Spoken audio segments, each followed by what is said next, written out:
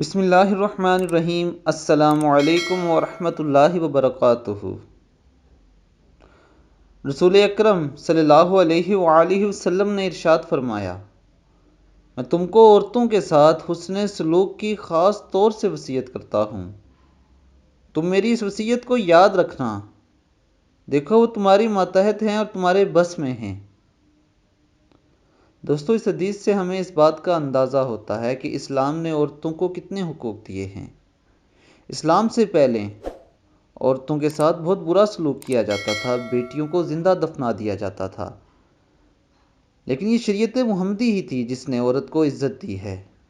لیکن آج کے دور میں عورت کی آزادی کے نام پر کیا کچھ ہو رہا ہے، اس سے آپ اچھی طرح واقف ہیں، لیکن شاید اس آزادی کی طلبگار ان عورتوں کو پتہ نہیں کہ عورت کے حقوق کے اصل محافظ تو دین اسلام ہے، جس سے یہ دور ہوتی جا رہی ہیں۔